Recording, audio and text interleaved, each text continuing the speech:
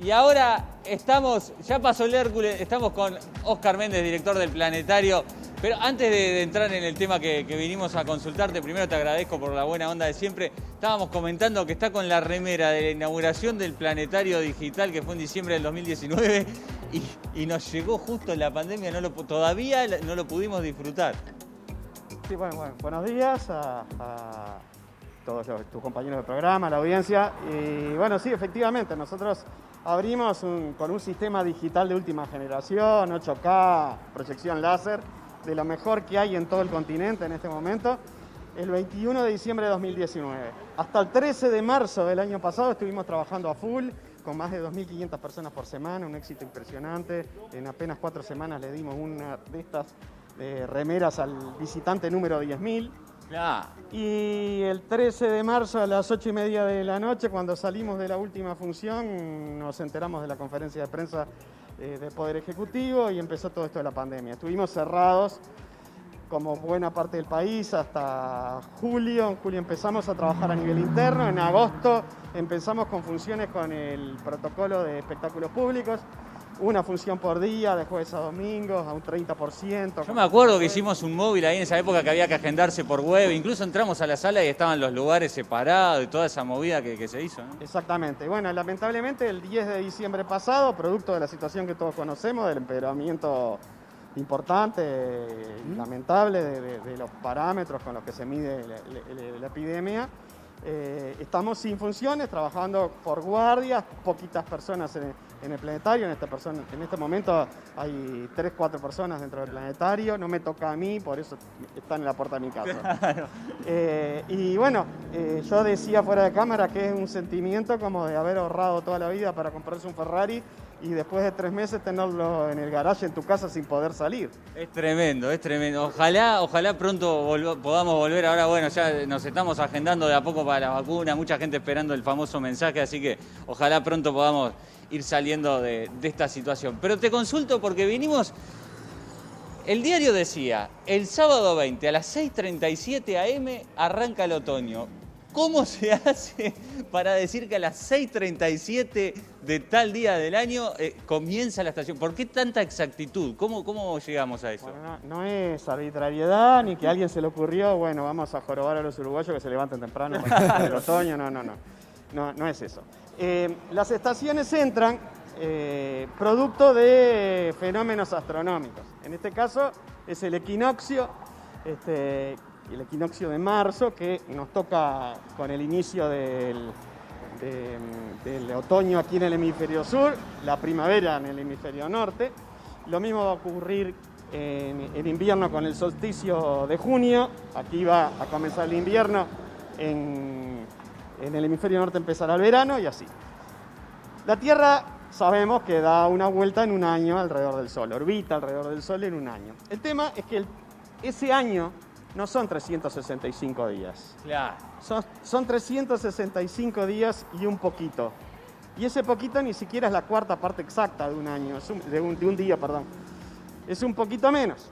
Tenemos un bisiesto cada 4 años. El año pasado fue bisiesto, ¿recuerdan? Todos vamos a recordar el 2020, no solamente por el año bisiesto. Si fuera exactamente 365 días y un cuarto, alcanzaban con poner un día cada 4 de más y de ese modo compensamos.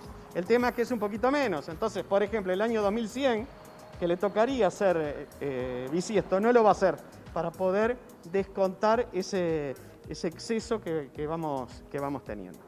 Los solsticios y los equinoccios tienen que ver con posiciones de la Tierra y bueno, se calcula perfectamente en qué momento la Tierra va a estar en esa posición.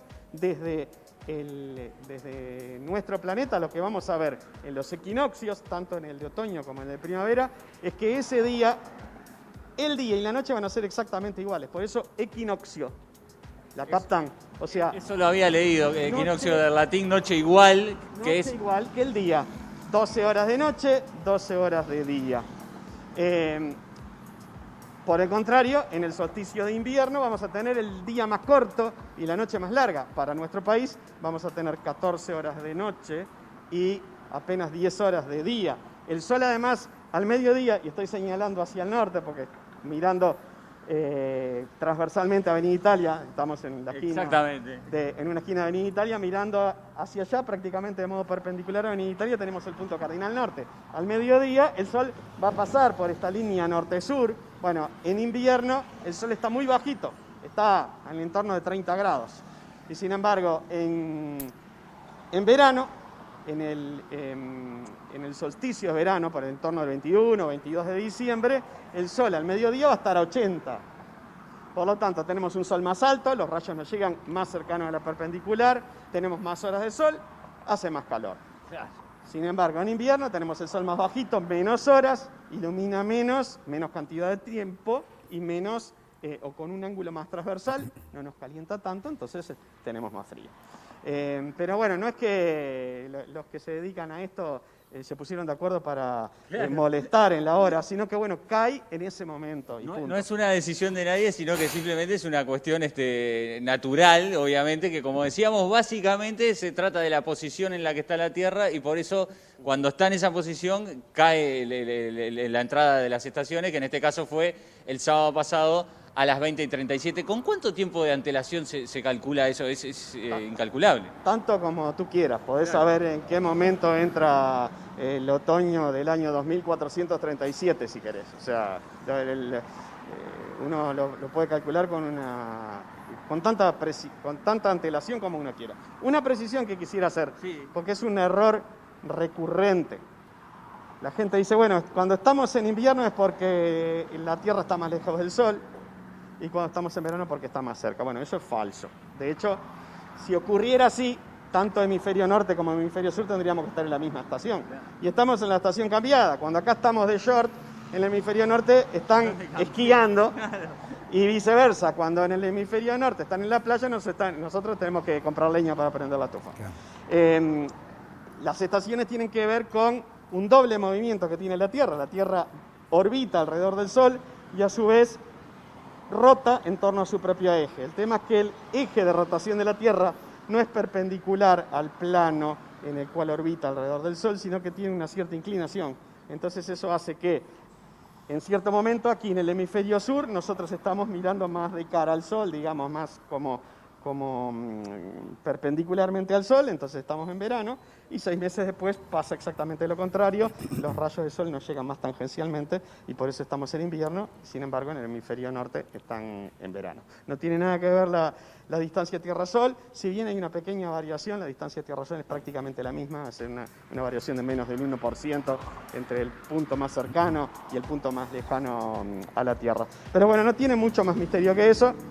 Son posiciones específicas de la Tierra que desde nuestro planeta hacen que el Sol se vea de un modo o de otro, en cierta posición o en otra.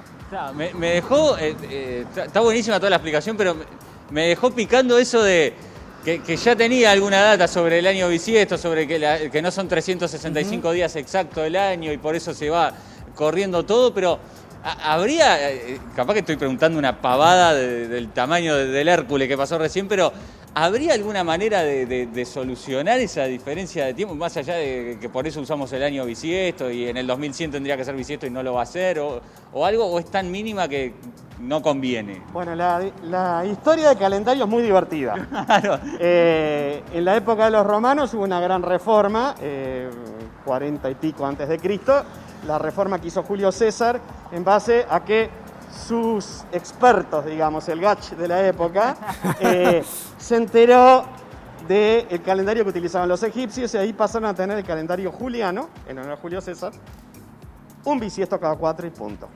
Ese año, de hecho, estaban complicados, o sea, antes de eso tenían años muy cortos, entonces el año de la confusión, así se le llamó, tuvieron 445 días para arreglar. El tema es que el aguinaldo no llegaba más, era impresionante. No, obviamente. El problema es que el año juliano, solamente uno cada 4 bisiesto y nada más, es un poquito más largo que el año solar, llamémosle.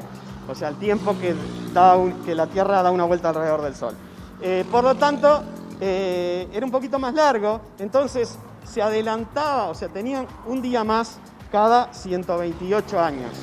Ustedes decían, bueno, un día más cada 128 no es tanto, pero esto hizo que a fines del siglo XVI, digamos, la diferencia era de 10 días. Entonces hay un papa, Gregorio de nombre, también asesorado por sus expertos de la época, decidieron que ese año, en el año 1582, se acostaron un 4 de octubre y amanecieron un 15 de octubre. O sea, se copiaron de 10 días del calendario. E instauraron el calendario que tenemos nosotros ahora, que es mucho más preciso. El error es de un día cada 3.300 años. Hay una comisión internacional para ir estudiando el tema, pero bueno, falta un tiempo, nosotros nos podemos morir tranquilos y nuestros recontratataranietos que no lo van a ver. No vamos a saltearnos 10 días como en aquella época. Russo, sí. Perdón que metí un par de preguntas de más, pero la verdad que estos temas me favor. apasionan. Ya tuvimos la explicación. Pablito, olvídate, estamos aprendiendo todos, realmente, un fenómeno, Oscar. Y las preguntas que hacía, las que nos hacíamos nosotros también escuchándolo. Perfecto, así que bueno, le agradezco, me despido, ya sabemos que no es arbitrario, tiene una explicación razonable y bueno, a partir del sábado estamos en otoño, te volveremos a ver cuando entre el invierno o capaz que antes y cuando se solucione el tema y estrenen la Ferrari que tienen ahí, capaz que podemos ir con la cámara a bichar un poquito. Sí, cuando volvamos a usarla, porque digamos, a diferencia de los que tienen Ferrari, que la disfrutan ellos solos, la Ferrari que tenemos en el garaje, lo más lindo es compartirla. Qué lindo, esto no es como un juguete que jugamos nosotros solos, lo más divertido es verle la cara a los chiquilines, la cara de asombro cuando salen de las funciones llenas. Esperemos tener en algún momento, no solo en el planetario, sino en todos los centros culturales y de espectáculos del país, salas llenas con la seguridad sanitaria que todos esperamos. Ojalá que sí. Muchas gracias por recibirnos, Russo.